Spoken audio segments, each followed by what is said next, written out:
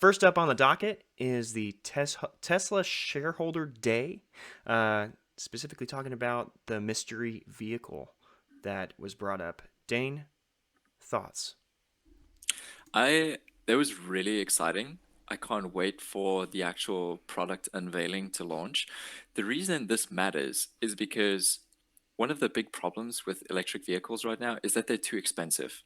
And what happens to the demand of a vehicle as the price declines, the demand for that product at that particular price increases exponentially. So this is consistent with Tesla's master plan that they launched back in 2006, which was start at the higher end of the market and gradually work your way down. So they started off with a really expensive Roadster, Mm, then they launched the Model S and X, which were their premium vehicles around the 80 to anywhere from 80 to 120,000, and then Model 3 and Y came. That was the second generation platform. Now those started around 40,000 US dollars. And the demand for that is already in the millions of units per year.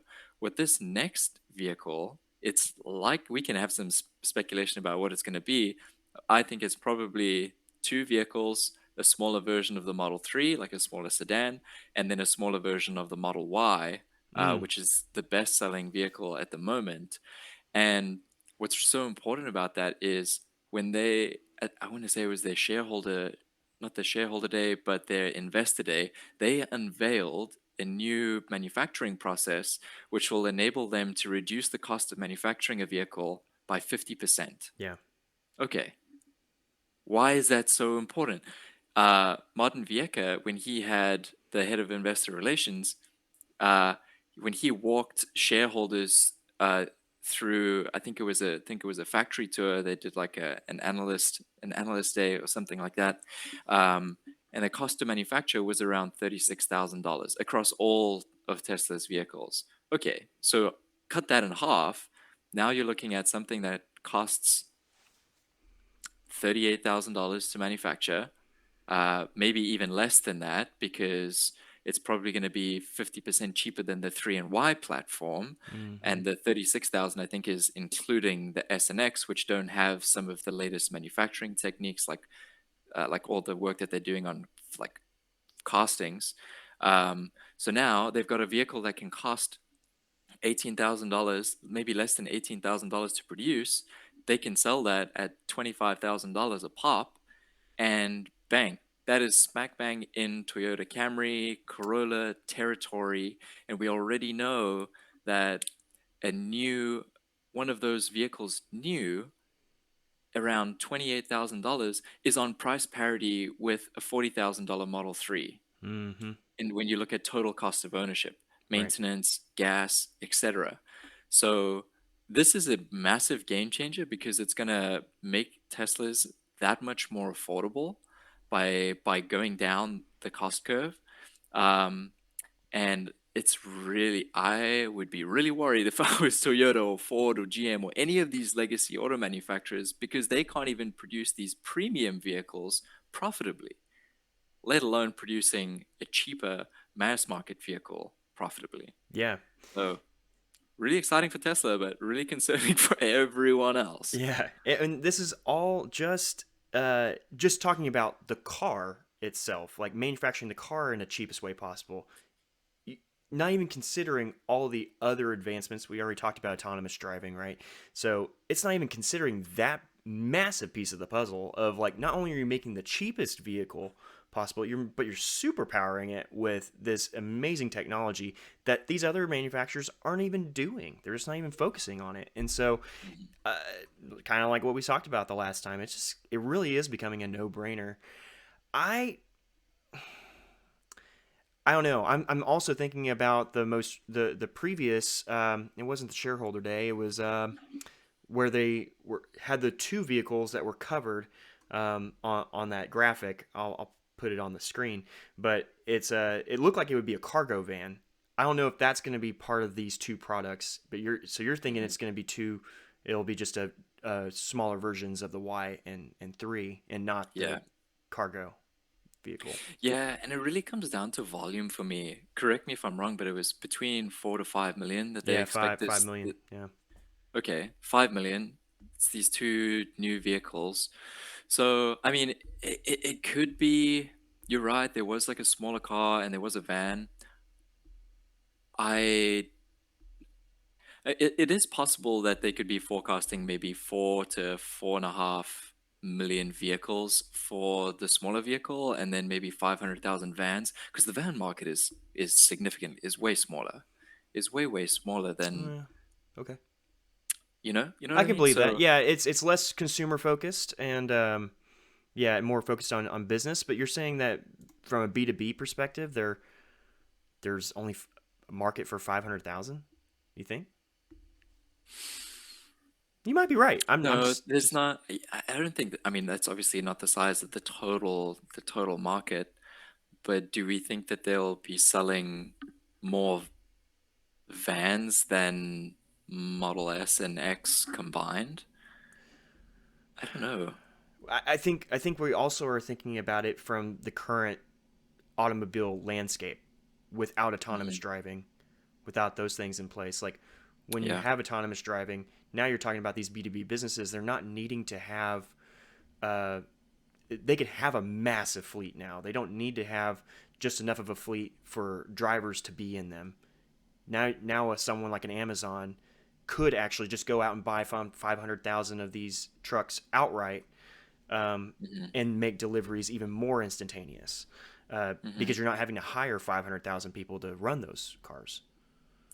Yeah.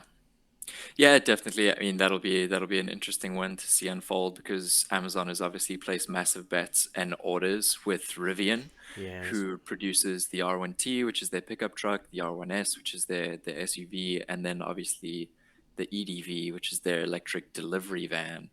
So, I mean, Amazon already has hundreds of thousands this is a bad of example. orders with them. But, well, okay, there's plenty of other players too. Walmart. Yeah, If you think of any of the transportation players, anyone that has a need for final mile delivery is going to need that. It just so happens to be that I think Amazon is probably one of the biggest ones, but UPS, FedEx, yeah, the U.S. Postal Service, all of those are potential customers. So I, I think that I'm sure that they'll unveil that, but just the way that they've spoken about it so far, they're talking about this next generation vehicle platform.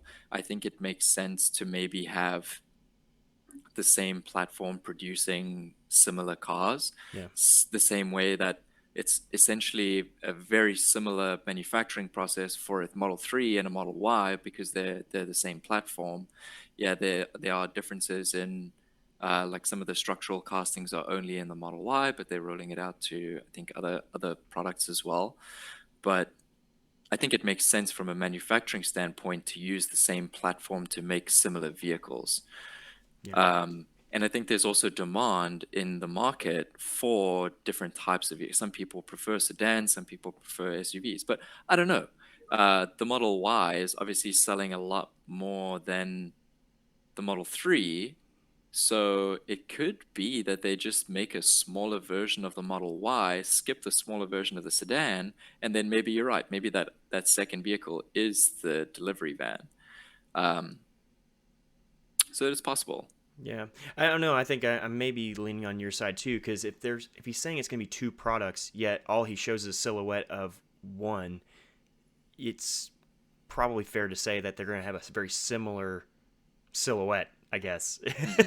So, Yeah. yeah, and hmm, and I wonder if the play is less.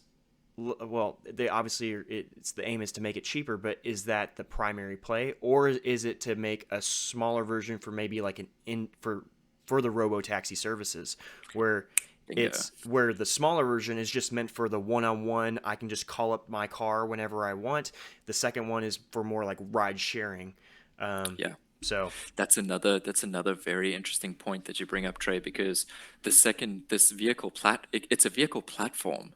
So mhm. what if they are designing two vehicles that are essentially the same on the outside, but one version is meant to be sold to consumers and one is going to be a dedicated robotaxi platform? Mhm. that could be very interesting as well. And from a manufacturing and business standpoint, I think that makes sense because you'll already have the manufacturing process for 90% of the vehicle, and the only things that need to change are the things that go inside. Hmm. So what they showed in the new way of manufacturing is to assemble pieces individually and only bring them together once. So in theory, most of those processes will stay the same. The only thing that you have to swap out is the things that go inside the vehicle. But compared to today, where it goes down the production line, but then they assemble things partly, paint it, disassemble it, put some other stuff in, and then reassemble everything. Hmm. That obviously wouldn't work for this type of product line. But if you're building everything into individual pieces and then just putting them all into the car at the same time, then it's only really one part of your production facility that needs to be different for the two different products. One being dedicated robotaxi design, and the other meant for obviously to be a consumer or passenger vehicle. So that maybe that is the two. Maybe that's also why they just showed one silhouette. Maybe it's because from the Hmm. outside they look the same, but on the inside they're really two products because one is purpose built for autonomy and one is a passenger vehicle. So Dang. time will tell. I'm Oh. so pumped. Uh, like as soon as they have that product launch, I am going to be on the site spamming the reservation button. No doubt. Um, so pumped. And then yeah, that's going to be such a huge catalyst for them if they do solve autonomy, because that'll be a product line that puts 4 to 5 million vehicles on the road every year, Hmm. when once it's fully ramped at all their factories around the world. And having the option to upgrade every single one of those vehicles to autonomy via an over-the-air software update, that is going to be absolutely insane in terms of transforming the valuation of just vehicles in generally, and huge financial catalyst for Tesla too. Couldn't agree more. Awesome. I think that was good. That's good. All Yeah. right. Sweet. All right. Well then let's oh, let me switch.